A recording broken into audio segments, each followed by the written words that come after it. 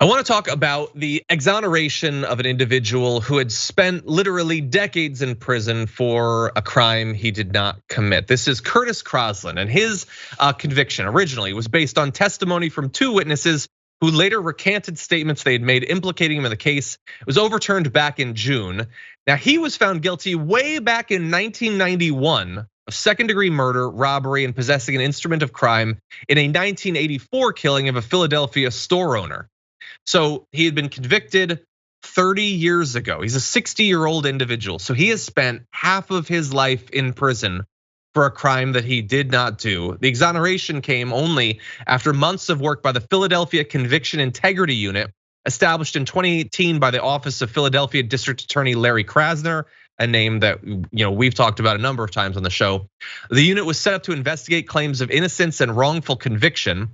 Crosland's is the 22nd exoneration in which the unit has been involved in the last 3 years. And by the way, of Curtis Crosland, he maintained his innocence while he was in prison, filed multiple petitions, acting as his own lawyer, which he says he learned to do while studying law books in the prison's library, like almost something out of a movie or a TV show. He actually did that.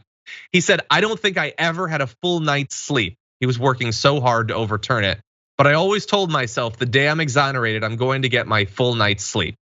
So we'll have a bit from him in a minute, Anna, but basically for much of our entire lives, this individual, Curtis Crosland, has been in prison. And the last point I want to say before I turn it to you is that the evidence basically proof that would eventually be used to exonerate him in June of this year was available to the police unit that got him convicted from the very beginning for 30 years. They had all the evidence that the eyewitness testimony was incredibly questionable and was recanted, both of them, that there was no specific evidence linking him to this crime. It was just the two people who recanted their testimony. They knew for 3 decades as this guy sat in prison saying that he hadn't done it the whole time. It's cases like these that convince me that I'm on the right side in regard to the death penalty, because as we know, the criminal justice system has not been a system of justice for so many people in the United States.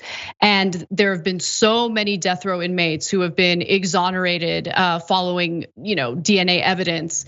And they could have been killed by the state or by the federal government for a crime they did not commit. In this case, we're talking about a man who had 34 years of his life robbed from him. And since his freedom was robbed for 34 years, I think it's only right that for anyone who was involved in his prosecution, who had access to that evidence that they refused to use, in order to clear him of any wrongdoing, any of those people who are still alive deserve to have their freedom robbed from them because of what they've done. But the conversation never gets there. Usually the conversation is, oh wow, it's so awful that this happened.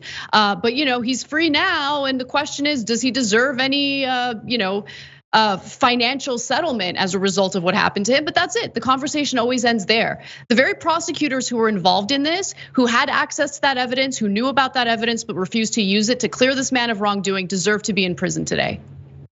Yeah, and as you point out, they won't. Like, what's the worst that could happen? First of all, nothing will happen. But what's the worst that could happen? I don't know. Effectively nothing. So, like the people who allowed this to happen 30 years ago, like, the generation of people in these same positions right now will do the same thing. Like if it makes them look better, getting a conviction saying they've solved a crime, if there's no consequences for them, why wouldn't they do it?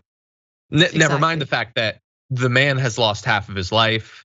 Never mind the fact that I'm assuming they stopped looking for the actual killer when they locked up the wrong one, and that this crime was done as well. But look, I want to read a little bit from Curtis. What he said after he got out. He said, "I feel exceedingly joyful, happy that finally, after 30 or more years, after constantly knocking on the door for somebody to please hear me, that day finally came. He has since returned home to his 5 children, a fiancée, and 32 grandchildren. It's a great feeling to still be a dad, to be wanted and desired, and open arms to receive you. That's been the greatest part of being exonerated, that I come home to a loving family that wants and needs me." And it's just devastating. Obviously, for many, they'll fear that people won't believe them when they say that they're innocent. And so it's great that he's belatedly trying to restart his life and has people who support him. These sorts of groups like Krasner set up, need support. There's some, the Innocence Project and things like that. We need to be looking into these because we cannot simply trust anyone involved in this system.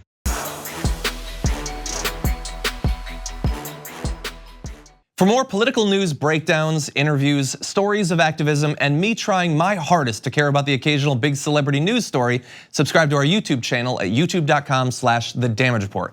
And you can ring the bell wherever it is so you don't miss anything.